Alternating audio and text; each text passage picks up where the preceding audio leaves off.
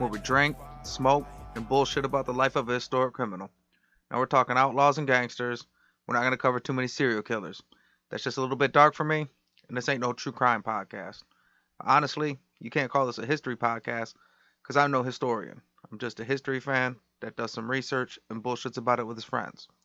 So speaking of my friends, let me introduce you to my co-hosts.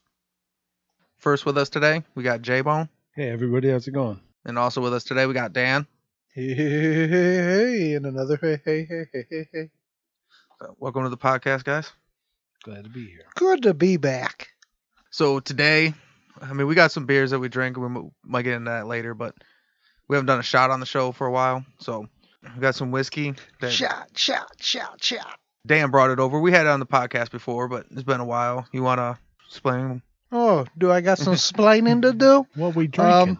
Well, like Locke said before, it made a appearance before, but it's a fistful of bourbon. Apparently, they started with fistful of whiskey, and then decided to move to bourbon. And good idea. Yeah, what it is it's from New Jersey, from William Grant and Sons.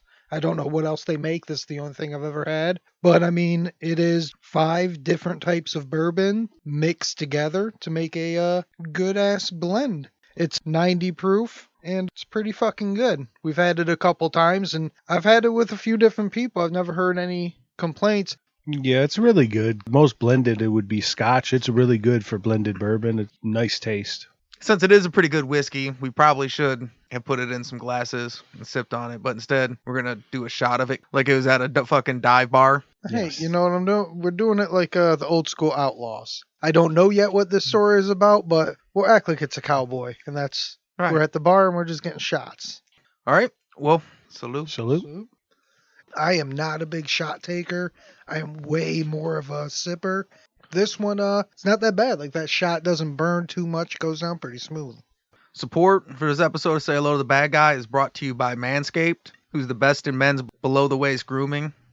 Manscaped offers precision-engineered tools for your family jewels, and they just launched their 4th-generation trimmer, the Lawnmower 4.0. Join over 4 million men worldwide who trust Manscaped. With this exclusive offer for you, 20% off and free worldwide shipping with the code BADGUY at manscaped.com. So we got the Performance Package 4.0 with the Lawnmower 4.0. What'd you guys think? Awesome. Yeah. Last set of clippers I'll need for a while because the ceramic blades are changeable. My balls are smooth as eggs. My plums are plums again, not peaches. Yeah. Fuzz free. And you hear all the time about the lawnmower. That's their big flagship product. But they got a lot of other good ass shit there. The weed whacker, which is for your ears and nostrils. I don't got the ear hair yet, but the way my body's going, I probably will. But I do got some weeds up in the nostrils. And this thing took care of it pretty good. I actually like the little ball freshener thing they give you, Yeah. because I've always been a fresh ball type dude. I've always like been since I was a kid, since I was old enough to care about hygiene and whatnot. But these are like minty fresh. These are like after dinner balls. Yeah. I've always been a powder puppy myself, but now they have in the kit that we got, it was the Reviver and the Preserver. Yeah, a little after showers, like little Home Alone splash. They go, ah! But it doesn't sting. That's just for comedic effect. You feel that handle of the lawnmower, the 4.0, the flashlight's really a unique feature or whatever, but that's as a gangster podcast, it feels like your Glock handle, And at first you might think the light, they're just throwing some, is this thing going to unfold a corkscrew too? You think but that light, it fucking thing comes in handy when you hit the undercarriage. For sure. Harken back to the, when we were in construction in our younger years, remember when they first put the lights on, your impact drills and stuff you figure, I don't need a light on my drill until you're bent down in a corner and that light, same thing with the ball trimmer. So you're trying to drill your taint and all of a sudden you're like, fuck. You didn't think you needed help with the gooch area, until you're this light, this mirror, bam. Turns out I've been missing the same patch of my taint for years. So, and the light works, but you could turn it on and off. but you can also put the shaver on travel mode so that it doesn't turn on when itself you're... on. Yeah, right. that's a big thing too. You don't want to have it in your carry-on. Then all of a sudden they hear some buzzings.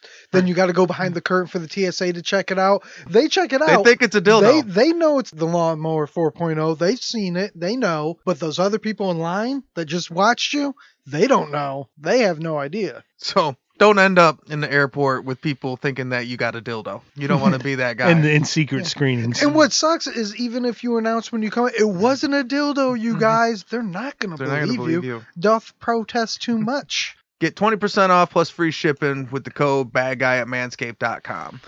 That's 20% off with free shipping at manscaped.com. Unlock your confidence and always use the right tools for the job with Manscaped. And make sure you use our promo code because it's the best way to support us. Yep, for sure. Support the podcast. You get anything from, they got foot dust, lip balm, the boxers, shampoo. Shampoo, everything's a soaps. good product. So go to manscaped.com. Make sure you put promo code BADGUY and support the podcast.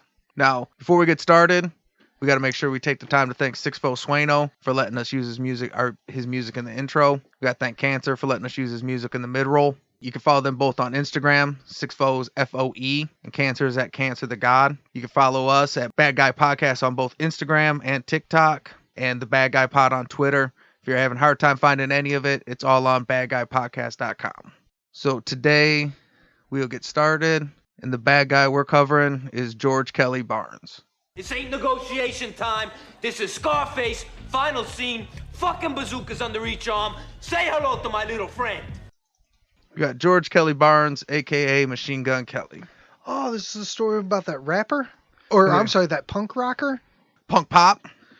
I think we're Yeah. talking about this Machine Gun Kelly, who adorns my shot glass. No, we're talking about Megan Fox's new girlfriend. Yeah, so I got the set of shot glasses that we always have in the studio. Who'd so, you drink out of tonight, if you don't mind? So mine was John Dillinger. Dan, who was yours? Pretty boy Floyd, because I'm a pretty boy.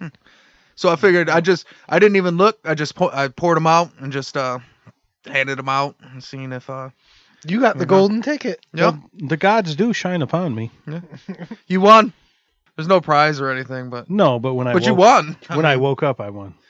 So it's commonly reported that he was born July 18th, 1895 in Memphis, Tennessee. His son says he was born in 1900 in Chicago, Illinois, and moved to Memphis when he was 2 years old. Oh, but his son wasn't there. His son wasn't there.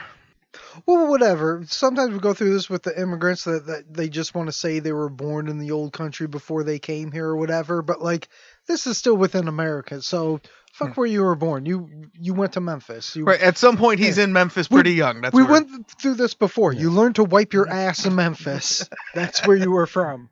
If you were still shitting yourself before you relocated, that's where you were. So as you go through the story, some of the evidence checks out either way. So I was like, fuck it. I'll just throw them both up front. He grew up in an upscale neighborhood, and his dad was an insurance executive. In high school, he got caught and arrested for selling bootleg liquor out of the trunk of his car. His dad had to use his connections to get him out of trouble. And before he graduated, his mother died, which devastated him. He was kind of a mama's boy. And when his mom died, he kind of blamed his dad. He said his dad like fucked around on his mom. That would So have he- caused her That health problems. caused her to die. He cheated on her to death. The fuck? That's a lot of cheating on her, man. I don't Poor think- Mrs. Would she die of a broken heart? I don't think Mr. Barnes knows how medicine works. Oh. Oh, but it's kind of weird, like, at the start, because, I mean, I vaguely know Machine Gun Kelly. I think everybody knows a little bit about him or whatever, but normally on rap these devil. things, he always starts as like, hoodlums, like, they had shitty parents, they grew up broke, like, no, this guy was, like, That's an a insurance rich little nerdy exec. You kid. live in a like, fucking gated community. Not really, but like an upscale neighborhood. he was like the 80s villain, like the rich kid that just got into bad stuff so his parents would notice him. He's B-Rad. So in 1917, he enrolled in Mississippi State University. At the time, it was Mississippi A&M, and he went there to study agriculture. He was a poor student, and his only good grade was a C+ that he got for good personal hygiene. Hey, I remember Tony Okay. Soprano telling AJ, like, you can't even get a C. Well, fucking impersonal. What sort of state are we? Like, that's honor roll. Like, Mississippi. we should all be getting straight A's in this class. Get on Manscaped. What are you doing? C+? Come on. I know the lawnmower wasn't around back then, but I mean, I figure you wash your balls, you get a C. Like, Yeah. what the hell did he? You wipe your ass, you get a C. Goddamn. Well, that's what's fucked up is you think, oh, a C+, that's a pretty good grade. And they're like, personal hygiene. Like, what? What?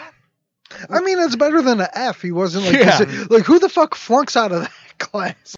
As an adult, you got him at 5'10", 177, blue-gray eyes. He's kind of a ladies' man, kind of a charming dude. That fine physique.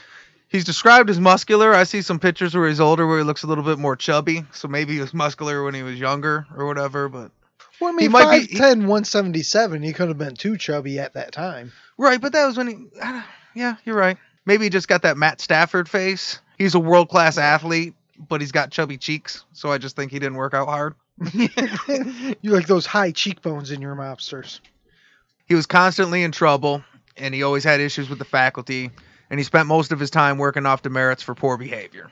Yeah, so he was just that stereotypical rich asshole kid, and then his daddy got him out of trouble. I mean, I've always wondered, like, his mom died, so yeah, he's acting out a bit, as a young man would. After a semester and a half, he met and fell in love with a woman named Geneva Ramsey, and he dropped out of school to marry her. Her father, George Ramsey, was a successful levee contractor. Him and his father-in-law are real close. The daddy always wanted. They got that George So is connection. does he build levees? Does he get into the family biz with them? With Pops? Yeah, he gets a job as a clerk, and they have a couple kids, and everything's fucking going good. And then in 1919, George Ramsey accidentally blew himself up with a stick of dynamite. I mean, there's some that's just so jarring to hear, like, yeah, accidentally blew himself up with dynamite, like he's fucking Wile E. Coyote. But then when you think it through, yeah, dynamite was a heavily used construction tool. And OSHA probably wasn't as on point as they are now in Right. the demolition field. And he's just out there fucking slapping some fucking blasting caps in it, like, oh, back in my day, we didn't worry about BAM! Well, if he wasn't there, who was going to show the 6-year-old how to do it? You know what I mean? With Big George gone, the business starts failing. His wife ends up selling it. Damn, you think the new George could take the reins there a little bit. No, he tried to start a goat farm, which didn't work, and he tried selling used cars, and that didn't work. And he ended up working as a cab driver in Memphis. Despite working long hours, George wasn't making ends meet. They had financial problems. He started drinking. Eventually, with Prohibition in full swing, George linked up with a small-time gangster and revisited his high school racket and started bootlegging. And this he was good at, and he made a bunch of money. See, It's better why than being a did cabbie. he went in this big fucking circle? Turns out he just should have been Well, selling you know what's booze out of his weird car about- this whole time. You know what's cool and weird about that story is when he bootlegged in high school was prior to Prohibition. You see, he's kind of not a loser, but like father-in-law's business fails, then he does this. He wants to do a fucking goat cheese farm, and he's a fucking cab driver in Memphis, Tennessee in 1919. So the fact that you had that on your resume way back when, like when you were 15, 16, you were bootlegging, like that's really cool, like shit. Because So- now when you get into Prohibition, that's like you're the Henry Ford of basement whiskey. So, like, one of the reasons the Purple Gang was better at bootlegging than the rest of the country was because Michigan had the Damon Act, because Henry Ford wanted a sober workforce. So Michigan had went dry previously to actual Prohibition. So they had work experience. Yes. Right. Well, so did these bootleggers down south, because when he was doing it in high school, it was in dry counties. All them Christian dry counties. Like, Yeah, so he'd go bootleg into areas like that, or to just little kids, where even where it was legal, it's not illegal to sell it out of your trunk.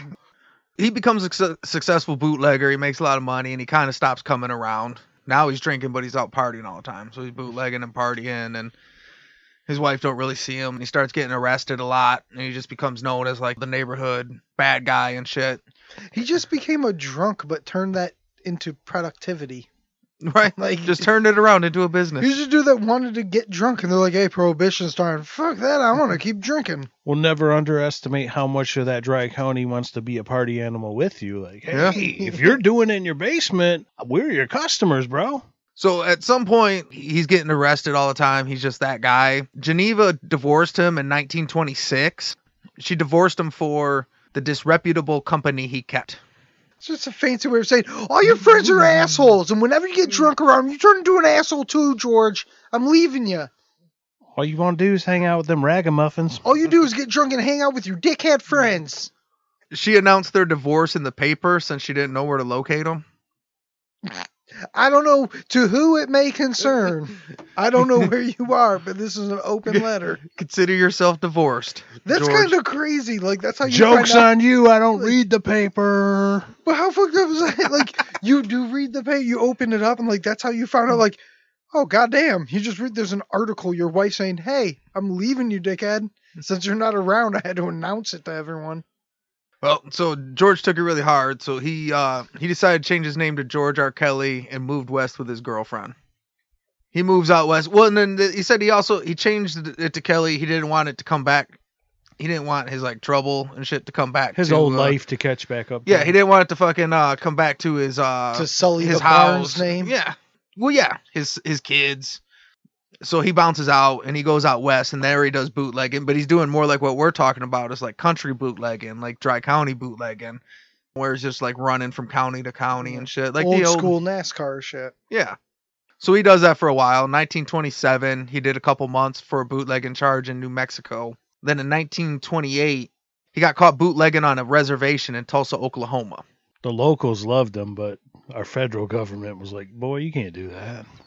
Yes. So the federal government was like, hey, that was a terrible mistake.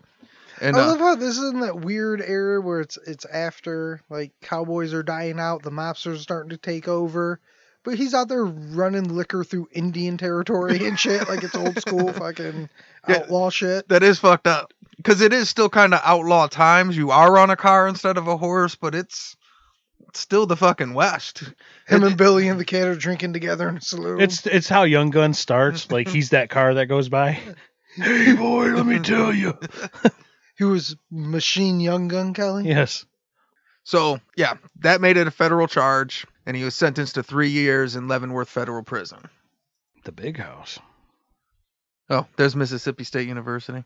No, he went to Leavenworth State University, Right. to criminal college, the He bad guy fraternity. He goes there, he just clicks up with a bunch of gangsters. Some of them are big names, so it's like Frank Jelly Nash, who's popped up on a bunch of episodes on here, and then these two guys, Keating and Holden. Some people say he might have helped Keating and Holden get out, but like, That sounds like a law firm. Like that's who he hired to get him out. but he was known as a model prisoner, and he was granted early release in 1930. I mean, so far, would see where the story goes and everything, but it seems like, yeah, he's just a drunk guy that likes to booze it up. They said no more boozing. He's like, well, I'm good at trafficking and driving booze, so I'm going to do that. And that seems to be what he does. He doesn't seem like he's a dick. He ain't out here. Not yet, anyways. But like I said, we'll see how the story goes. But it makes sense that he would go to prison and, like, just be cool there. Like, not a big problem at all. So on the outside, he's not a yeah, I get it. He's not a rabble rouser. He's just kind of a party. He's like not a Bert hooligan. like if Bert Kreischer just took an extra notch the other direction. You know? it was a little bit bad, or like, Yeah. oh, you would fit well If in you replace prison. that goof with that goofiness with a little hard edge, all of a sudden you just got Bert Kreischer fucking, If he slinging would have, hooch. if he would have done the machine story, but in America. All these guys he was in prison with, like Heating, Colden, Jelly Nash, now it's the late 20s, and they're all bank robbers. And they're like, nah, this depression's starting, and it doesn't look good, and the fucking bootleg sales is going down. They're going to repeal that shit. But these banks are wide open, and they just carry cash, and you just stroll up in there. There's no security. It's like fucking taking money. And these are all guys in prison telling you, like, oh, no, it's It's the new wave of it's the new Bitcoin of 1930s. why are you here with Like, me? Yeah, that's also if you go to prison, like, what are you in for? Bootlegging? Like, psh, you're still on that shit. You're so 2000 and late. Man, there's this shit called bank robbing.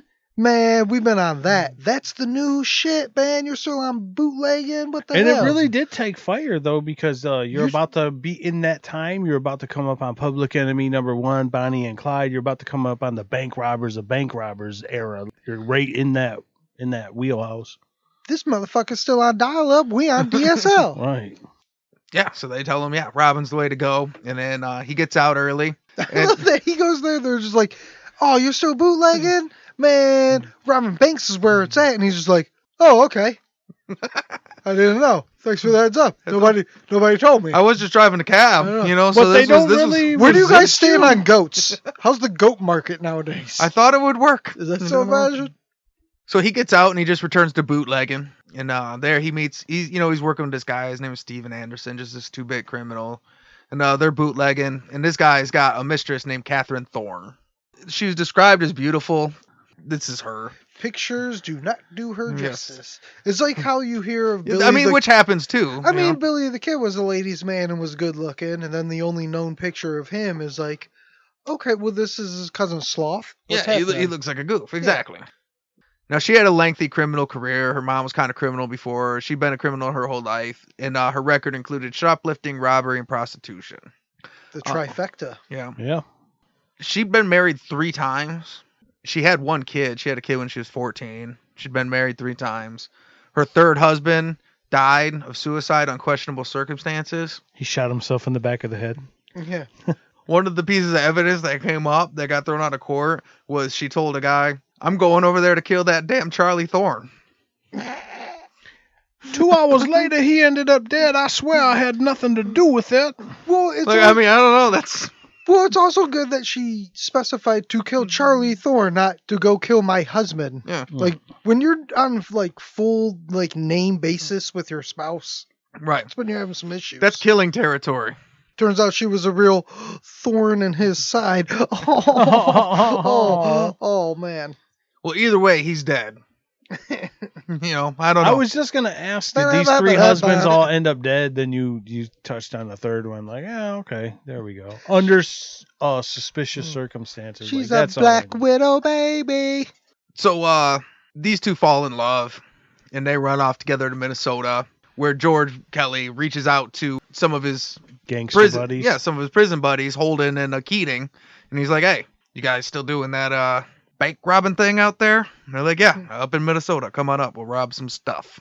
I mean, there's nothing even to say. That's probably pretty much, hey, remember the bank robbing thing you're telling me about? Turns out I'm done with bootlegging. I want to try some of that. You guys say, you just point the gun and they give you the money. Like, yeah, man, come on up. Yeah, come on up. We'll rob some shit. All right. We're holed up here. We got a farm. We rent it out. We're good. So he goes up there, and the first thing they do, they rob a Minnesota bank for $70,000. That was the whole state of Minnesota's money at that time. Which is a modern equivalent of about 1.1 million. So it's a lot of money. Hey, it turns out this is a lot better than bootlegging. You know how much shit out of my goat farm. You know how much liquor you have to sell on an Indian reservation to make $70,000 fucking dollars? Normally I have to drive like 7 hours. I drove like 7 minutes. Yeah, we stay 2 miles from where we robbed the bank because there's no forensics or computers or phone tapping or. Well, I'm gonna go out on a limb too that since he used to bootleg or whatever, he was probably a baby driver on this first one. The wheelman. Or at the fucking hostile at the barn we're holed up in, like, are you gonna make another batch of whiskey or what, dickhead? So him and Catherine get married. He got a place in Fort Worth where he'd split his time between robbing banks and then spending time with his wife. He liked fancy cars and jewelry and shit like that. Catherine bought him his first Thompson machine gun, and she gave him the nickname Machine Kelly. He wasn't a big fan of guns, so it said, like, early on in robberies, he used to always get, like, real nervous. He'd have stomach problems. It was just tough on him. It's like Paul Giamatti from The Sopranos. He got to take a fat shit before he robs the fucking place. Well, because he was in there with no gun. Like, he had no machine gun. If you have a machine gun, you feel a lot more comfortable in there robbing. Helps the fucking process a little bit. So they give it to him. She would make him practice consistently. It seemed like he might have got pretty good with the Tommy gun shit, but she'd always tell everybody she'd say that he could shoot walnuts off a fence. So this chick was like his publicist? Like she made Machine Gun Kelly? Yeah. She named him Machine Gun Kelly. So she said she bought him the Thompson and gave him the sweet nickname. And said your name's See, he better, if he's gonna leave her, he better cheat on her to death. Because she's taking half of everything with her because she created you, motherfucker. She would hand out empty Thompson shells to associates, people at bars, later victims of robberies and stuff. Entrepreneur. She's branding this dude. She created merch. Yeah.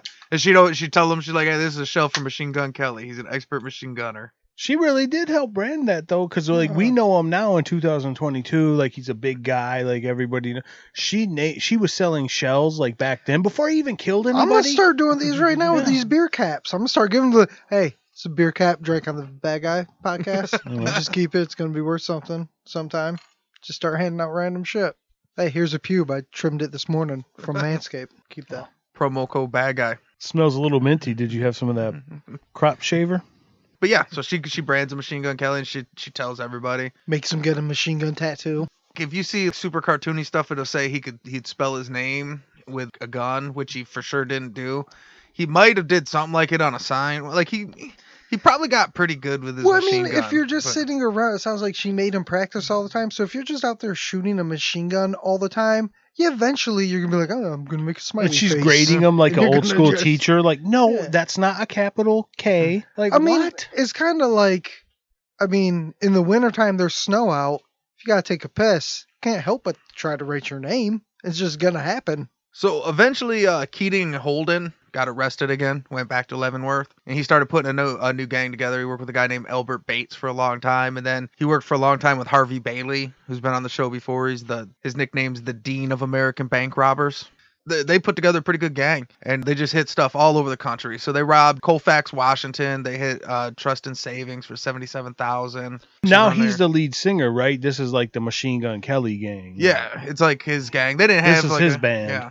They It didn't wasn't- call it that. I But know it was that, it wasn't even the Machine Kelly gang. It wasn't any gang. It was Machine Gun Kelly. Like, starring the Shootettes. yeah, It's like- they're here too, but they're it's all like- part of Machine Gun Kelly. There was White Zombie, then Rob Zombie did his own thing, Yeah. but still had the same guitarist and drummer. I think the only thing that changed was the bassist. But from then on, it was Rob Zombie. So they hit $77,000 in Colfax, Washington. There's a Tupelo, Mississippi bank that was $38,000, but it was a big chunk of the money Well, that they had in the area, and it really hurt. that was that's a all real that problem. town's money. Yeah. See, that's another thing that, we hear it all the time in all these stories, but sometimes you got to take a step back. Back then, when banks got robbed, it was like, no, this is the town's money. We need this to survive. Now everyone just sees banks. They are just corporations. Like, fuck them losing their money. They just charged me $35 on this overdraft fee. Fuck them. But back then, it's like, yeah, you robbed their shit. Like, they need that fucking money. Well, they need That's it. literally all the money. This Yeah, ain't no that's Federal it. Reserve shit. That's Yeah. that's it. Like, now the town is going under. Flash This is- forward 100 years to now, like 2022, the two biggest things to ever happen in Tupelo was that bank robbery and Elvis Presley being born there. That's it. Well, That's he was born in Tupelo? Yeah. Oh, that's fucking crazy. They hit more banks in Minnesota. Wisconsin was another one. So they were literally all over, because you look at like Wisconsin and shit like that from Washington. That's pretty far. Yeah, that's Yeah. almost Yeah, semi-cross that's country. You half know? lot. the country. That's a lot. But that's the pattern, though. A lot of your Bonnie and Clyde and dumb shit was like up, like in big circles. They would do Chicago, but then drive way down to Kansas City, then drive over to Tallahassee, Florida. Like, what the Well, just for fuck? the record, later on at some point, he has thoughts on Bonnie and Clyde. Oh, sweet. Ooh. Foreshadow. Legend has it that sometimes Catherine would help with the casing and the planning of the robberies. It's not just rumor Yeah. has it. She definitely was running. It's the Machine Gun Kelly band, but Yoko Ono is fucking running that goddamn shit. Yeah. Trust me, brother. Like, no way. She, the creator of the whole Who persona, branded him, bought him the gun that has he's named something after. to that- do with the. I figured she would just take a back seat to all Right. of that. Turns out she likes to be a gangster. Hey, She's Sharon Osbourne. And I- he's Ozzy. I do- That's Yes. what's happening. I See, do it like- is. He left Black Sabbath, started Ozzy, which with Randy Rhoads and all these other people could not better than Black Sabbath, but was at least on par with them. And then he hooked up He's with reduced Sharon to this, yeah. Osbourne. Now she's in charge of everything. Sharon was my machine gun. Sharon. Catherine, where's my machine gun, Catherine? You're selling my shells for $5 a pop. But then, as the 30s roll on, the Depression hits, and money gets... Then he starts eating bats. Fucking... Even robbing banks starts getting rough. The banks try to rob him back. He's like, give me all your money. They hand him a Sir, we IOU. were hoping you had some to drop off, to be quite frank. I mean, we're already kind of hit. We were hoping for a deposit. I was going to hang myself, actually. I was hoping you were the guy that would save my life. Sir, can you please just shoot me? Forget about the rob. I'll give you $1. I have $1 of my own. I will give you if you shoot me in the face. I live in Oklahoma in the Depression. My children just died in the Dust Bowl, and I'm working at a bank with no money. Will you just fucking shoot me? Catherine, he says he wants me to shoot him. All right, well, we're going to take a quick smoke break, refill our drinks, and we'll be back in a minute.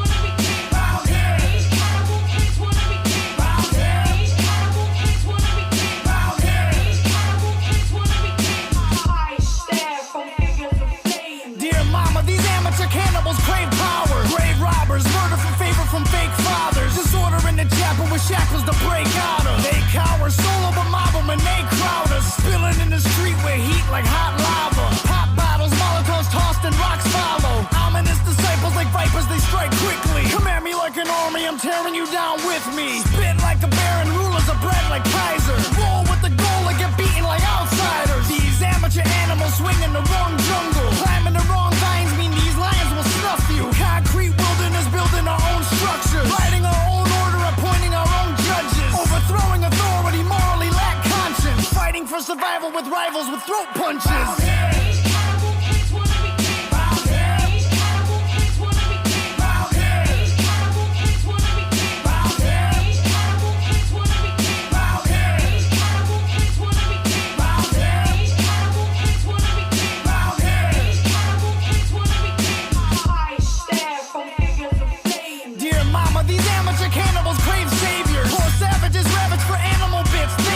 Monitor the area carrying curved swords. Slither in the brush till we crush them with brute force. Men storming the harbor with armored attack armaments. Calling all guards to swarm them and skin their faces for ornaments. Order more troops to corner them, Agent Orange and mortar them. Kill them all, just destroy them and let your guy get to sorting them. Court of honor corroded as soon as it was awarded. Celebrations were thwarted before they could be supported. Rolling thunder bombarded them, flaming dart put a part in them. Separate and disarm them and send the bulls to the parliament. Operation Niagara, Viet Cong on the battle with landmines and grenades and flamethrowers to scatter them. Dear mama, this battle is harder than what we thought it'd be. Every part of me scarred, I'll be recognized when they mortar me.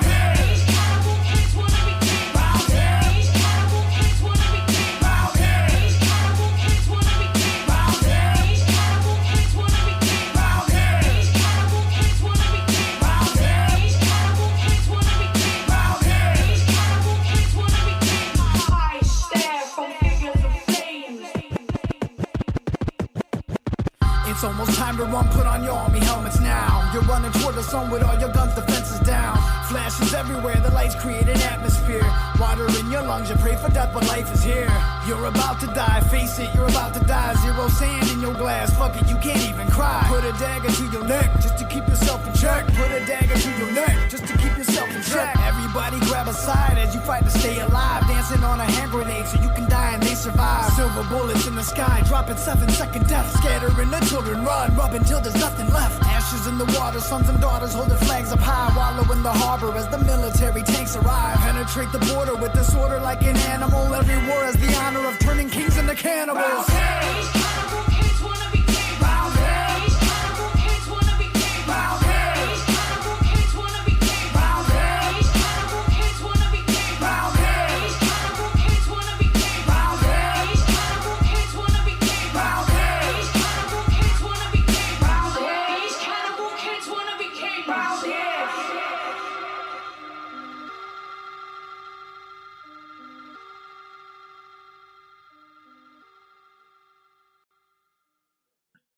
When we left off, Machine Gun Kelly had started a successful career robbing banks with his little crew of guys. In the 30s, a lot of different gangsters started moving towards kidnapping. Ransom, big money. And some of them thought it was easier than bank robbing. He had to run. That's it. They just keep on coming up bootlegging. Fuck bootleg. You know what's cool? You know what that new shit robbing is? banks. Oh, robbing banks sucks. You know what that new thing is? Kidnapping. Couple more years, they're going to be, you know this new shit they invented? Heroin? That's the way we have to go. Oh, man, you know what this new shit is? Starting a business. And No, you know what this new shit is? Starting a business, then doing tax breaks, and then just paying illegal offshore accounts and laundering your money. And all these guys were kidnapping people, but then there's this guy, Elvin Karpis. His name was Creepy Karpis. And he ran with the Barker gang. I don't know what's worse, Alvin Karpis or Creepy Karpis. Right. They're both rough. not good. Yeah. But Lester Karpis? But you know, like Ma Barker and the Barker gang, he ran with them. At one It point, wasn't the creepy Carpus gang. he had a Carpus gang at some point. They were the creeps. But he kidnapped the son of the guy that owned Ham. So Ham Brewing. Beer. Oh, Yeah, I the thought you ham just beer. meant the meat. How does No. one own pork? No, the guy that owned all bacon. Yeah, he created No, ham. Ham's beer. With the like double M's. It's not big around here, but it's like that Twin Peaks down there has it. But And it's like alcoholics, dude, that's all they drink is cases of hams. You know what I mean? Yeah, it's one of those You've things- seen it before. it's an old brewery and shit. Anyways, it's old money. I'll take your word for it. I believe you. Well, they fucking stole this guy's kid, Ham Beer. When you do hear of it, they stole their kid and they paid $100,000 and they got away with gotta it. give us 20,000 kegs. So that's like a huge kidnapping. So there's some of these guys they make $100,000 and people are like, "Fuck yeah, kidnapping." See, So- that's why you don't negotiate with terrorists. Yeah. You do it once, they all think. That's why I'm with. There you go. It's gonna work. Has no one seen Mel Gibson in Ransom? Well, you robbed Apparently not. Tupelo, Mississippi for 38 grand and almost breaks the state. They're talking about you grabbed this fucking bratty ass kid and his pops is going to give us 100 grand. That's double, almost triple of what fucking they had in Tupelo. Yeah. You know what I mean? So it's more money. It's an easier stop, but there's humans involved. I'm sure, you know. It's always fucks everything up and shit is human. I have you go pick up your own 12-year-old kid. You be wanting to drop the little motherfucker off somewhere. Like, imagine kidnapping one and be like, all right, man, your dad didn't give me the 100 grand. I don't want to feed you. I don't want to hear your fucking shit. Machine Gun Kelly's in the car. He's like, not for nothing, but bottles of bourbon did not whine this much. One of the first times they tried to do a kidnapping, they planned it out. They were going to rob a oil baron's son, or they're going to kidnap a oil baron's son. Little did they know Carnegie That'd be didn't care great. about his son. No, they fucked up and they did rob him at first. Like, Yeah. damn it, force of habit. We fucked up. Here's your money back. We're just going to take you. New on the job, first day really. My mistake. So that was the plan. They work it all out. They surveil it. They get ready to go. Got a foolproof plan, and they're like, we got to flip these two cops. And they find two corrupt cops, and they send in Catherine Thorne to go like get them to flip. To go corrupt them. And they're like, well, yeah, we'll do it. What's the plan? And they think they're going to flip her. She finds out that they're not serious. They're trying to flip her. The whole thing goes south. I would love to be a fly on the wall and this all takes place in like 30 seconds. Like it's that quick. She's like, hey, thinking about kidnapping this kid. The cops are like, all right, cool. Tell us your plan. Tell us your plan. No, you trying to get me to tell you your plan? No, you trying to get us kidnap this kid? No. Are you guys really going to help me? Like, Well, yeah. and then they just stare at each other for a second and like just back out of frame slowly. Well, the problem was they just started putting surveillance on the kid. And they're like, well, fuck. Well, now we can't steal him anyways. She comes back to the kid, like, to the car, and like, how'd it go?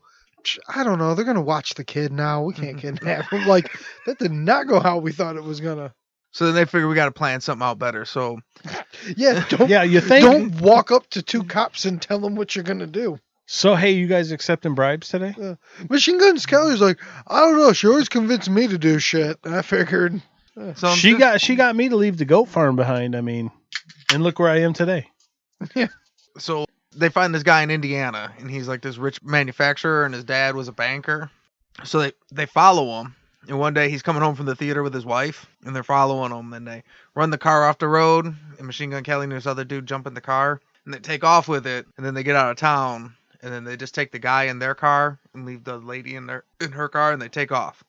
And Take the dude, leave the broad. yeah. She drives straight back to town and calls the cops. Oh, the whole time Machine Gun Kelly's just pissed. Ah, you son of a successful dad, and then you wound up being successful and didn't turn into a life of crime. Fuck you. This guy's name was Howard Wolverton. They demand $50,000 ransom, and Wolverton said no. Wolverton sounds like a $50,000 name. So he's like, I don't got $50,000. And then they call his family. His family's like, no, we don't got $50,000. Then why don't you sell some of your wolves? You have a ton of them. So they were just like, well, no, we know you're rich and you got a bunch of money. And they're like, well, I mean, we're kind of rich, but we don't got much money. We don't got $50,000. We don't care about Jimmy there. I'll tell you that. And so they don't know what to do. So they just drive around Indiana with them in a car for 2 days. He's part of the gang. He joins though. See, my old lady's a bitch too, Machine Gun. I know how it is. I love how they don't even hold up in like a hotel or something. Yeah, they're Like, not hiding "Oh, out. no, They're let's right. Keep it running. Keep it running. It's best if people see him, then they won't think he's kidnapped. Keep it moving. So after a couple days, they're like, well, shit, what are we supposed to do? This kidnapping cannot drop below Now he's 55 costing miles us per money, hour. Jimmy. We're feeding him. We're fucking putting him up in hotel rooms with us. Like, he's an expensive kidnap. So eventually they're like, well, yeah, it's not working out. Like, so, okay. So they're like, Now we need 50,000 in gas alone. they tell him, okay, well, if we let you go, you got to go get the $50,000, though. You can trust me. I'm going to go right now. Well, yeah, he says, for sure, I can go get it. For sure, dude. I got the first ATM card. Let me out of this car. The guy they kidnapped is the only one capable of collecting the ransom. So he's like, fuck yeah, and they let him go, and he just leaves and shit, and he never gets the money and shit. And Well, they're at like, that "Fuck." point, though, that's a good 50-50. Hey, maybe this dude's such a jackass green motherfucker, he'll come back with the money, or we don't got to shoot him in this cornfield either. Like, we don't have to murder him for no reason. Like, Or they got it so fucked up, they wound up just robbing him. Just trying to rob him. and he had $23 on him. Yeah. Like, it started as a kidnapping, like, well, at this point, we'll just rob him. Like, this is the opposite of how we started. They took his $23 and realized, like, yeah, but we bought him a steak dinner last night. He went to the poker game with We us. drove around Indiana. We wasted all of our gas. We spent way more than $23 Yeah, on they him. let him go. We're like, all right, we're going to circle the county. We're going to be back at noon. Make sure you have the money by then. Hey, Meet us here with no cops. And you know what I mean? Like, how do you set that up? Hey, and that's a 1930s car, too. That's not a new car where you're just logging fucking miles like that. Like, you need a tune-up on that motherfucker before you can leave town, right? Wolverton said after several threatening phone calls, he never heard from them again. So at that point, they were just like telemarketer, like bill collectors. I'd like to speak to her, Mr. Wolverton. Yeah, it's me, asshole. I thought you were going to meet me back at the fucking diner. That started as a kidnapping, turned into a road trip, downgraded to a robbery, then ended up with failed debt collections. Define a couple threatening phone calls, though. You know what? If you don't pay me, we're going to kidnap you again. We will do it again. So what they didn't realize, they were trying all these kidnappings and it wasn't working. So the prohibition is so fun. Like the fucking Al Capone and the they're just drinking and fighting and whatever. Giving out get down with it and turkeys, shit, and it's a good time. It's just a ballroom blitz. Yeah, and then the 30s hit and the Depression hits and it's all fucking bank robbing and dust bowls and fucking, NASCAR fucking races on the back roads. It was the next day after the party where you wake up, you feel like shit, and you don't know what you got stained on your shirt, and everything's a mess and it's a blur. What the fuck happened? We shot up what? So the Lindbergh baby kidnapping happens in 1932. And it's this terrible tragedy. So you can look into it. But it changes the game as far as kidnapping laws. So all of a sudden, if you kidnap and cross the state line, it becomes federal. That was a big deal. Yeah, that almost created the FBI as we know it. It also increased the time. Kidnapping also used to be a small time thing. That's another reason you would do it. It changed it to this federal crime where you could get life or sometimes even like the death penalty for kidnapping. Because a baby died. Stopped being polite and started getting real. Everybody always goes too far, right? It's fun. It turns Everybody's out wrong. it's all fun and games till a baby dies. Then people do not take that lightly. 32 or whatever, you're less than 100 years after the Civil War, so you're not where it wasn't that bad to kidnap people. You're 70 years away from where we used to own people in that time. So all these federal rules change, but these dummies don't know. They're just trying to get this kidnapping thing working. He finally decides they get a real plan this time. This one's going to work. This is going to work. And they land on this wealthy Last time they had a couple kinks, they ironed them out. They went back to the drawing board. They thought things through this time. That's why you have scrimmages, right? This ain't an easy game. This time we're not letting the guy go to get the money that we kidnapped, though. No, that was the first time in the ring. You know what I mean? It's different in the gym. They went in the ring. Bricks don't hit back. So they went into the ring this time around, and now they know what's up. This time around, they got it. So they land on wealthy oil tycoon Charles Urschel. Did they make sure he had money this time? No, he's got money. This guy's rich. See, any oil guy's got check mark number one. They figured that part out. We won't have to let you go in the middle of the night, and you're going to go get it, right? Now we'll just make sure we don't tell cops our plan, and we're already doing better than our first two attempts. And no matter what, do not let them go, no matter if they do pinky swear that they're going to give you the money. They never do, dude. Never works out. No matter how many times you call them. They stroll up in their house while they're in there playing bridge with another couple. Machine Gun Kelly's got his machine gun, and his boy Elbert Bates got a 38. They sit down for a hand to bridge. Well, this is a pleasant little evening you guys are having. Mind if we join? I will have another scone. Thank you. So they come in and they're like, which one of you is Charles Herschel? And nobody says anything, so they just take both the dudes. It's probably one of the guys. The lady's like, please, shoes. Leave them by the door. Leave your guns in the umbrella holder. Thank you, gentlemen. So they kidnap both the dudes, and they take off. They are always leaving the ladies. They are not pro kidnapping ladies. And this one, you thought last one was expensive. Which one's the broke ass? Like, you guys got to tell me right now I'm shooting you both. Who's broke? Because you're getting kicked out the car. They take them 12 miles out of town, and then they go through their wallets. The guy, this time, we're going to stop in this one spot. We're not going to keep driving in circles. We're saving our gas. We're saving learning. our gas. We are learning. Baby steps. They figure out which one's him, and they take the other guy, and they steal $51 from him. Ooh, see, they're already 51 ahead. They're already baby steps. They're growing. We're kidnapping. All right, we're in this working. now. Now, do they keep 51, or do they let him go? No, they let him go. Okay. Yeah, they take his money and they let him go. Okay, so this is more of a robbery than a kidnapping. All right, but that's one guy. We still got another one. We're going. You know? Well, they don't want him. He don't got money. But they still got. They got to carry this guy around. Yeah, they got they Herschel carry the Walker? guy. So they keep the real guy and they take him. They wrap his eyes up and they stick fucking like cotton balls in his ears and tape him up and they throw him in the car and they bounce out. Wait, do they spin him around first? Yep. So he loses his sense of direction? Then they give him a wiffle ball bat and see if he can hit a home run. Hey, well, spoiler alert, they should have. He just listens down the dirt road, like it's where it turns into the paved road. Like, yep, we're by the Fletcher's Pond. Like, yeah, I got where we're Regardless of what you think of him, this country boy is Daredevil. So you can fucking... Turns out he has a particular set of skills. Yeah. Like and it's hearing and seeing shit and knowing where the fuck he's at, even when he's blindfolded with fucking plugs in his ears. Well, now this is like taken if they kidnap Liam Neeson. They transfer him from a series of cars until he's finally taken to a place where he's held for 8 days while they rolled out this complicated plan to ransom him for $200,000. You transfer cars when another car is following you so that they don't pick up him, the physical guy, being put in a different car. That had nothing to do with fooling him up. This guy eventually says, he's like, yeah, they moved me from a Ford to a Chevy to he said they moved me from like a regular 4-door to a 7-seater. He to could a tell by passenger van? Well, no, this rich guy could tell by the feel like of the car, like what size shit he was in. Car.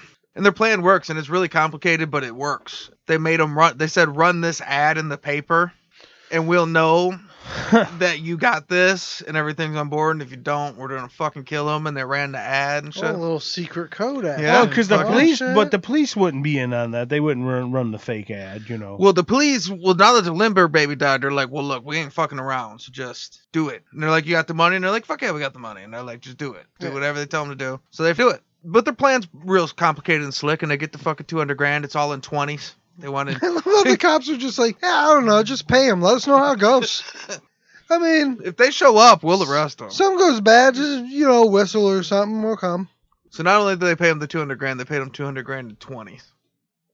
Fuck. Awesome. So Machine Gun Kelly's from E-Course. Yeah. I want $200,000 in 20s. They're like, hey, Matt, we can get this all in 100s. Nah, get it in 20s. You know how big of a stack that would be, man? We could put it on the gram. Have somebody come paint a picture of it, yep. And we can carry it around and show it to people. We could sit on top of it. We could make money chairs, man. Straight bowling. Straight bowling. So they get the money, and everything goes off smooth. They divvy up between all these people they had that helped them out. Dust yourself up and try again. This is an inspirational story. If you don't succeed the first couple times, as Aaliyah would say, dust yourself off and try again. Try again. Everybody got paid, and they had a bunch extra, and they buried cachets all around Texas. That's also, they were so old school. We're just going to bury it. Don't put it in banks. They get robbed. You know what doesn't get robbed? The dirt. Holes in the ground. They finally released Herschel. They dropped him off in a spot that was like 47 miles from where he was supposed to. So they gave him some money and dropped him off. It was like, here, you get home from here or whatever. And they told him, whatever you do, we're going to let you go. We should just kill you. We got the money. I love that. That's like a weird threat at the end. Like, hey, just so you know, we could kill you. So, like, we're pretty cool dudes right now. We're letting you go without even stabbing you at all. So just, you remember that, man. They were pretty awesome guys. Keep that Yeah. in mind. How cool. Just remember we that. are. And he said, if you call the police or the feds, I mean, they that could wouldn't kill be you. cool. We could have killed you. Don't do that. I mean, remember, we're cool dudes. You should be a cool dude too. That would be pretty mean if you called and told on us. Cool dudes don't call cops on other cool dudes. Did I ever tell you about the ham guy? Like, we let him go. He's going to get us the money. He never even came back. Yeah. Don't you fucking tell on us. Don't be a ham, dude. Don't be a Don't be a ham. ham. Be And, cool. Be cool. And Ursul's like, yeah, fuck yeah. I mean, I gotta tell. I mean, He's it's like, Yeah, I'm my cool. homeboys. I'm totally cool, you guys. I don't even want my It's 200 me. grand back. It's the Urshdog. We've been chilling, Okay. man. It's me. I'm cool.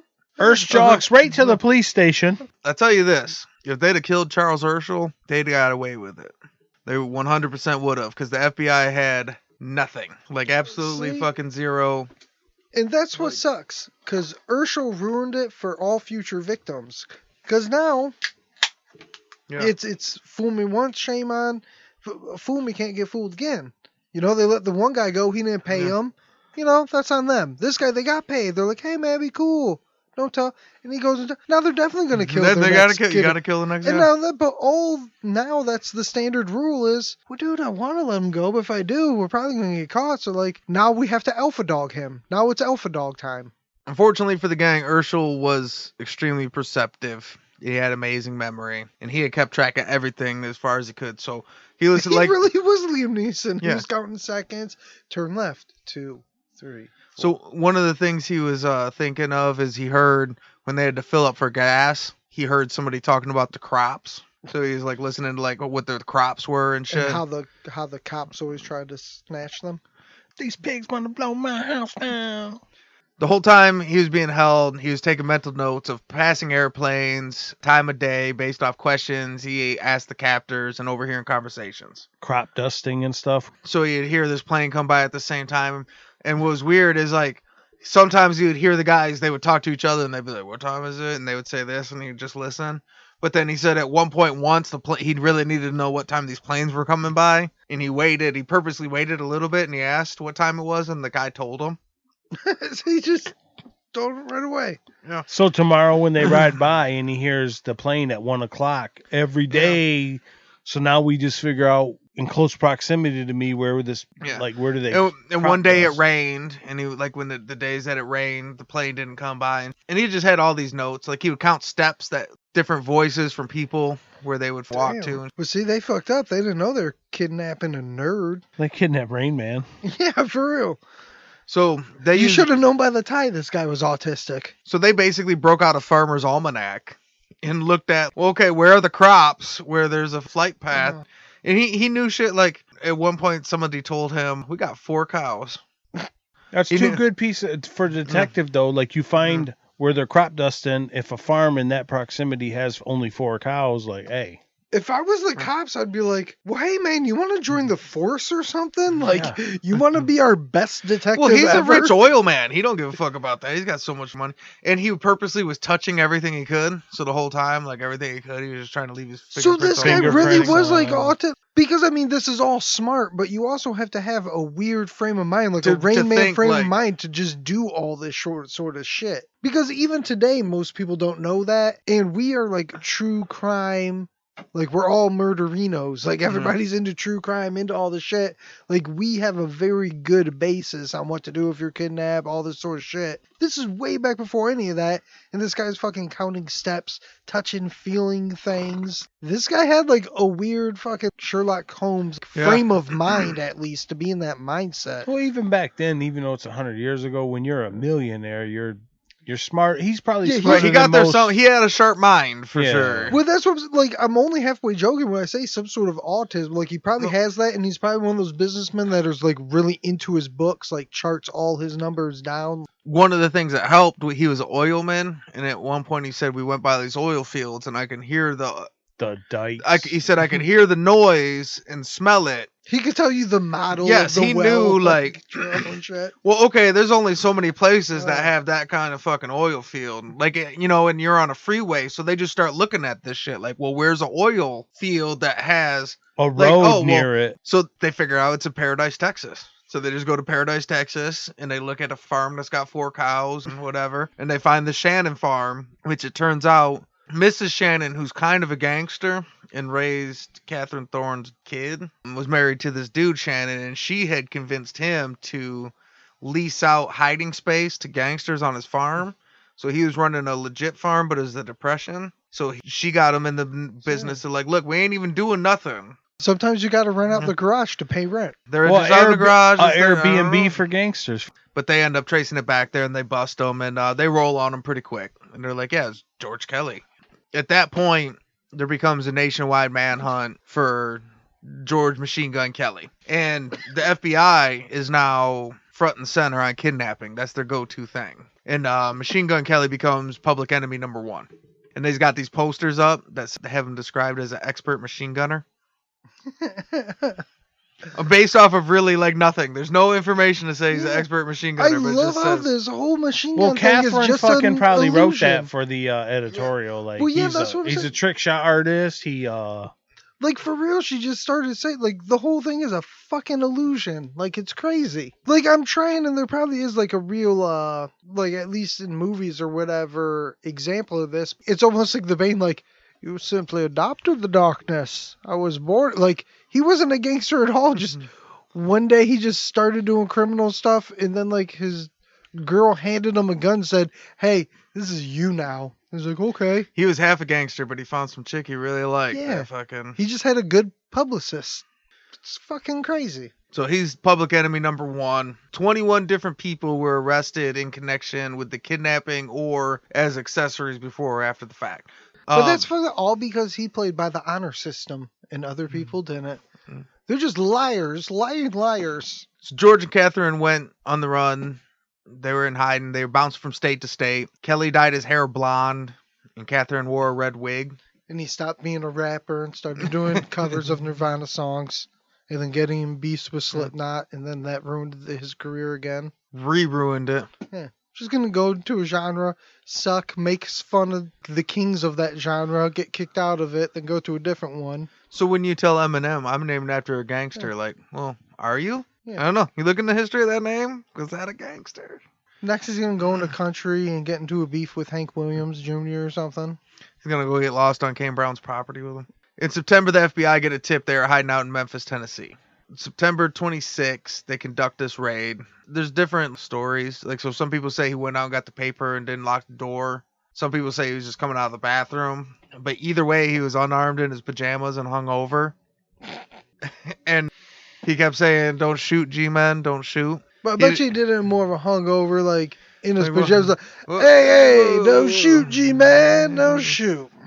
Yeah, him and Catherine, they were just both in there hungover, and she was passed out, he was hungover. They were tried together, everybody else was tried separate, and Catherine immediately claimed that she was innocent. So for the federal criminal system, this was a big trial so there's a bunch of things that was the first. It was the first federal trial where film cameras were allowed. It was the first kidnapping trials after the passage of the Lindbergh laws. It was the first major case solved by J. Edgar Hoover's FBI.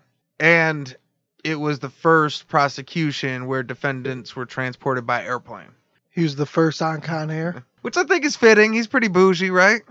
Well, and it was the biggest, we're going to make an example out of it, because like you said, it was after the Lindbergh got baby. one. Yeah. Well- Let's make a fucking salacious, like a big, like we do with our court dates now, like with the, oh man, there's cameras there, it's a big show, and like whoever's on trial. Well, like Most recently, the Rittenhouse or the Chauvin guy or the whoever fuck. Yeah, it's a plus- big deal. It's Like- a huge deal. like I said, like This started when the it all Lindbergh thing happened, that was Hoover's big push to create the FBI and go across state lines and do all that sort of shit. So that started. So this was his first big case to prove, look, Why it was my needed. FBI is working. So he wanted to do a big. This was his The most publicity making stunt. example, yeah. That's why they probably liked feeding into the whole Machine Gun Kelly myth and making it sound like he was this big machine gunner, so that it sounds like a bigger deal. Well, right down to where 'cause- he's saying, don't shoot G-men, like that's a real, because it's so salacious. Like if we would have popped Machine Gun Kelly, no witness, no paparazzi, nobody around, like, yeah, we went there,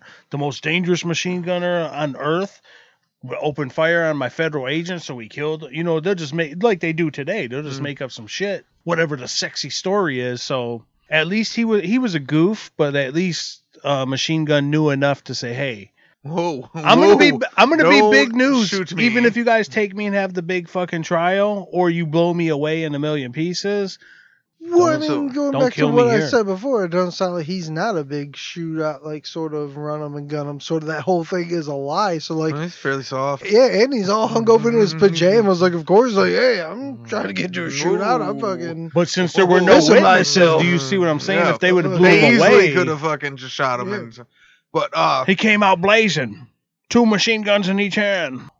21 people were convicted overall to various charges. Some were like years, a couple years here or there, shit. But him, Catherine, Albert Hayes, and the dean of American bank robbers, Harvey Bailey, The main All got- culprits. those 4 all got life in prison. That's this- the big making of Yeah. the example. On October 12th, 1933, so it was real quick. They put him to trial, and they're like, yeah, you're fucked. They just ran it through, like, Well, that's the Guilty. Nuremberg You're done. Nuremberg trials. Like, hey, Mhm. it's on TV. Everybody's gonna see it. Instant fucking sentencing. Let's go. so now this is where he made the biggest mistake of his career. So they transfer him to Leavenworth. Other than letting his victims go. They transfer him to Leavenworth, and he tells the press, he's like real arrogant with prison officials, and he tells the press that he's gonna break out, and he's gonna break his wife out, and they're gonna be together by Christmas. He's making some bold claims. Yeah. Well, after J. Edgar Hoover, this power tripping little dude already made an example of you. Like, oh, we can't have him escape. So they weren't a fan, so they're like, all right, so then we're gonna send you to Alcatraz. Nobody escapes the Rock. So he could have just did his time in Leavenworth, and he's like, I don't want to do time in Leavenworth. Fuck you, I'll escape. And they're like, all right, well. I'm too stupid to do my time here. And at his time on the Rock, is he not there at the same time? We get Al Capone there and a few other big names. Well, yeah, so he goes there. Him, Albert Bates, and Harvey Bailey all go there. His prisoner number was 117.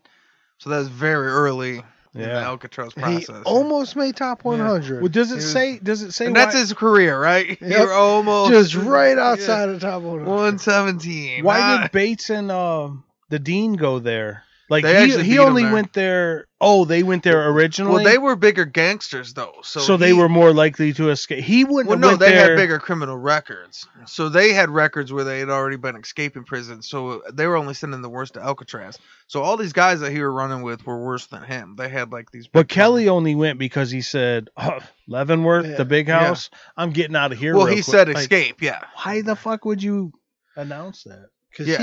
he's not Smart Boy But- or Smart Gun Kelly. But Albert and Harvey Bailey, they already had track records of escaping. So they got there. It was close, but they just beat them there. So they were like some of the very first people to get to Alcatraz. And he gets to Alcatraz. And he was transferred there on September 4th, 1934. In Alcatraz, Kelly would often tell other prisoners tall tales about robberies and murders he never committed. The warden considered him a model prisoner. He worked as an altar boy in the chapel. He was a trustee, and he had an administrative role in the office. And he worked in the laundry, too. And then he'd tell all these bullshit stories, but he was kept a company man and shit. yeah. No, Like, I asked yeah, about. so that's when I shot this other motherfucker. Prisoner 117, coming. His tall tales, and then there was the fact that he come in as Machine Gun Kelly, and everybody's like, oh, fuck, better get ready. Machine Gun Kelly's coming to Alcatraz and shit, and he gets there, and he's like, well, those What real up? hardened What guys up, could fucking fellas, put him and up shit, and do yeah. it to it. Like him, like they're probably like, okay, even if you could Uh. fucking spell your name in cursive with the bullets, you're not a tough guy. Machine Gun Kelly, he could fight. He said he could fight, but I mean, he could like frat boy fight. Like if you want to Yeah. put him, Yeah. like he could fucking scrap. You it. grew up in money as a kid. I mean, he was scrappy. I would say Yeah. scrappy-esque, Yeah, not scrappy. not prison scrappy. Scrappish. Yeah, but The Dean, yeah. those guys are probably really scrappy. Yeah, they're in prison and shit. Yeah. And it earned him the nickname Pop Gun Kelly. It's terrible. That's awesome. Pop Gun Kelly. All the time that you were Machine Gun Kelly isn't worth 1 second of being called Pop Gun Kelly. No. when you're in prison. That's like something Eminem should have called Machine Gun Kelly during their little beef. Well, you should now, right? Yeah. Well, I mean, and they're not wrong. In 1951, after 17 years, he was transferred back to Leavenworth. They're like, After a promise note, he would like- not try to escape. he's like, you know what, you guys, I was just talking shit. I won't escape. I think Leavenworth could hold me. Probably. I was just playing, y'all. Those was jokes. Bates died in prison in like the 40s. The Dean Amin eventually he was doing life, but he eventually got paroled and got out and died like an old man out of prison. He wrote a book where he said that... That's on his tombstone, died like an old man. Even better, no. He said that Killer Burke wasn't in the St. Valentine's Day Massacre because he was at a robbery with him at a place far away on Valentine's Day that year.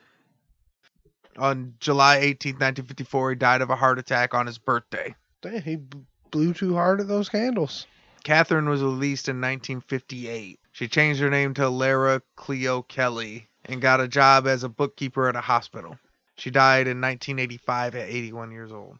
All the other cachets of the money was never found. It's still all buried out there.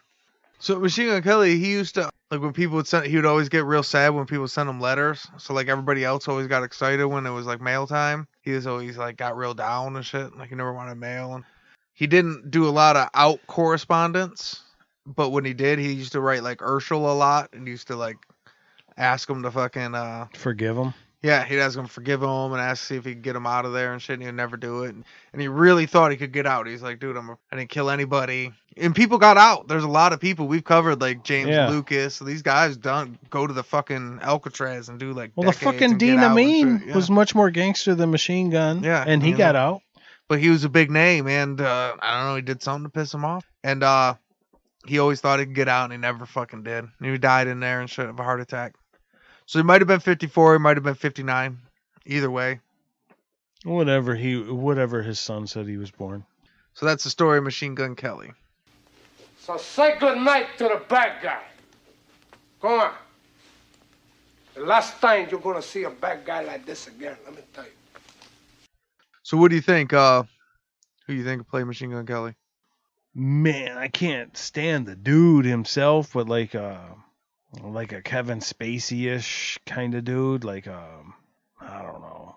The guy I think that would be good, because when I hear this story, it's almost like a comedy to me, because I just see it all as a lie or whatever. Like I see Machine Gun Kelly as just this drunk dude that just sort of went along with it, that just sort of went with it. So I think of Billy Magnuson, who he's one of those, oh, that guy. He's a funny blonde dude who's in a whole bunch of shit. He was in Game Night with Jason Bateman. He and Rachel McAdams. He played the ditzy blonde guy. He's in a series on HBO called Love. He was on that. He's been in a lot of shit. He was in a James Bond movie, The Big Short. He's one of those, oh, that guy. Oh, as a matter of fact, he played the ditzy prince in the Aladdin live action, and I think they might be doing a spin-off where he's getting his own Disney Plus show as that doofus. What'd you say his name was? Billy Magnuson. He's just a classic one of those, oh, that guy sort of guys, but he just plays like a ditzy sort of guy, but he can also play intimidating. Like I could see him being a mobster at the same time. And he's he usually plays a ladies' man, and that's Paulie from Many Saints of Newark. It was young Paulie. Is he in that movie? Yep. Yeah, he is. Young Paulie. Yeah, I think he is, yeah. That's what, yeah. See? I didn't know where it was, but as soon as you said that name. That's what I'm saying. I wasn't fucking crazy. I knew it was something. I didn't know where it was, but like all that crap Dan named, I didn't recognize none of, like, I didn't remember a face from any of that crap, but the Magnuson name, and I couldn't think of the fucking where. And as soon as you said it, like, yep, he was in that. Young Paulie. Yeah, he's just one of those, like I said, just a character actor, just kind of like one of those, oh, that guy. Like, which we won't get into it because we have something recorded. We could always do another one on the Many Saints of Newark, but I like Billy Magnuson's performance as young Paulie in Many Saints of Newark. The stuff I don't like about him isn't but that's not the him. Details, that's the story, that's and the writing and shit, and you can't do nothing about that. But yep, I like him because I like I'm a Many Saints of New York's defender. So see, and that's the thing is I like him in all of the comedies. I didn't even think of him as that. Like now that you say it, like, oh yeah, he did. I got a bunch of pictures of him. See, John Hamm would be good too. John Hamm would be a good dude to play him. I think he's a little too big though, like for I don't know. Well, see, I do mean, a mixture but of he's what they big look then. like, I but think it could work. Yeah. But I no, can it's see not only looks. Well, I also think of what I'm envisioning in my head. Like, what kind of movie would this be? Well, like, what kind of character? Okay, so what would I'm it thinking be? is like, okay, big and handsome, but dumb enough to control. Oh, definitely. Is a yeah. John Hamm type. But- Because John Hamm is a big.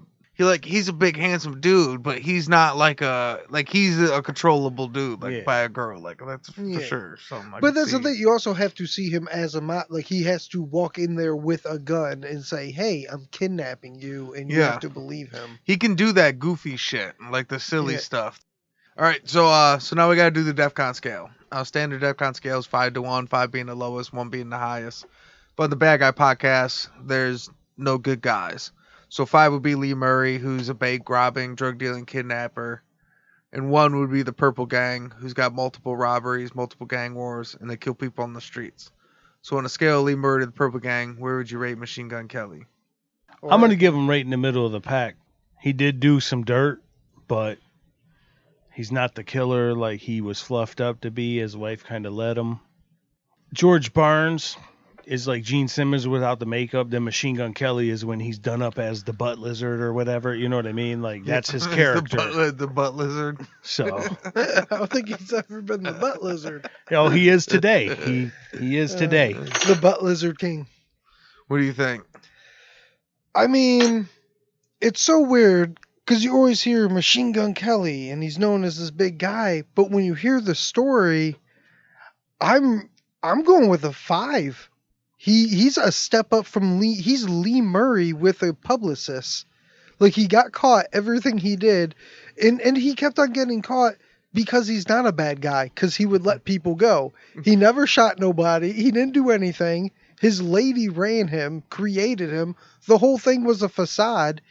He's really a nothing. The only reason why he's even famous is because he happened to do the big kidnapping after Lindbergh, and they wanted to make an example of him. And they didn't want to crush the Machine Gun Kelly facade. They wanted it to be big because a hero is only as good as his villain. So they needed a big name. This villainous, like you said, they had him down as a machine gun marksman, which, I mean, maybe he did shoot it. Maybe he was good at shooting it, but He sure didn't never, want to. Yeah, he never fucked anybody He didn't up. want to fire it into Yeah. a crowd. As soon as he found out Homeboy didn't have any money, they just let him go. I mean, they kept his $51, but hey, They gas drove that money. motherfucker around Indiana for 2 days. Yeah, and shit.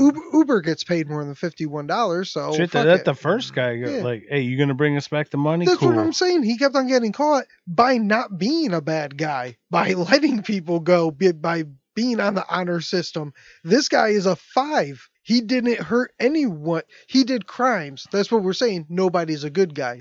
And this story is really mind-boggling because I always hear Machine Gun Kelly and you always put him up there with these things. But hearing the story, yeah, he's a 5. He didn't do anything. He kidnapped some people. He's no That's- Alec Baldwin. Yeah, he did not. Like, I wouldn't even put him up in the He's middle. Daniel like, Baldwin. Yeah. He's not even Stephen He's not Baldwin. Stefan. Yeah. He's not Steve. the one that This don't man act. is no Well, Stephen Baldwin. I mean, actually, he is because he has a good publicist. Like, Yeah, his sure. name is out there. He's famous. If anything, it is his fame. So where he's- did you have him land, Locke? I do have Machine Gun Kelly as a 5 because I think also it's a name we've always heard, and he's definitely like a government patsy type of guy. Not that he's a patsy like they set him up. He did what he did, but he wasn't a criminal at the level They that built him up for their own clout. right where it worked, where they could catch him because they couldn't catch like Pretty Boy Floyd and all these guys. They were going out blasting and shit like that. That's not the story you want to tell. You want to tell these win stories. And Machine Gun Kelly's way more fucking sizzle than steak. It's Does really he have any bodies no. at all? Not even close. He doesn't have a fist fight. Yeah, he's He a grew up fucking- rich. Yeah, I yeah, swear he's to. a 5 all day. I don't. came I up- don't. I don't have a. I swear I don't have a fist fight. I think he's just. I really think when I said earlier. So as far as who could play him or whatever, I guess I should have said that. I think like Burt Kreischer. We said that earlier. Burt Kreischer, almost him. Just a little rougher, like a gangster version, like because he's still not even barely doing crime. I think it's crazy that like everybody we have, so that came as 6 glasses. So the other 6 I got up there, out of the 6, there was 3 Depression era bank robbers and 3 gangsters. And the 3 gangsters are Al Capone, Lucky Luciano, and Bugsy Siegel. And all three of those, you can be like, yep. Who's I can see who those. of gangsters? Yeah, I mean, even if it's not your top three or whatever, you can't argue those three Are in the top are in 10. the conversation of it. There's And then- certain like a Mount Rushmore Right. where whether they're your personal fave, you Yeah, cannot those- take those them are down on from that mountain. But these Depression era ones, it's Dillinger, Pretty Boy Floyd, and Machine Gun Kelly, and it's like, wow, that's a big drop off. Remember I said there was a reference to Bonnie and Clyde? Yeah. Machine Gun Kelly, when the guy was, because he figured out who was who, like he could recognize him by fucking, voice and shit. He hung out with these guys for days, so he knows what they sound like and they talk like and shit. So once he could see him, he knew who was who. And Machine Gun Kelly told him that Bonnie and Clyde were 2-bit car thieves and gas station robbers. That's that Pop Gun Kelly Stone cold fucking murderers. popping off at the mouth. Just can't stop saying shit. He Dude, is I'm so Depression gangster. era Tekashi 6ix9ine. I'm so gangster, dude. That's who the fuck guy is. But yeah, so we're gonna go with he's a DEFCON 5. That's right. It's going to the streets. Hey, y'all, it's revolution up in this bitch. Set the alarm. DEFCON 5. Some guys check out and some guys don't. Like we covered Al Capone, it took 4 episodes, and at the end of the day, it checks out. He's as gangster as you think he was. He lives maybe up to it. Maybe it was a short amount of time. There's different stuff, but he was gangster. Machine Gun Kelly, Not so much. He's Barely- made for TV gangster. barely a criminal, barely a fucking criminal. Made for TV gangster. All right, before we go, you guys got anything? Yeah, thanks for coming and thanks for listening, you guys.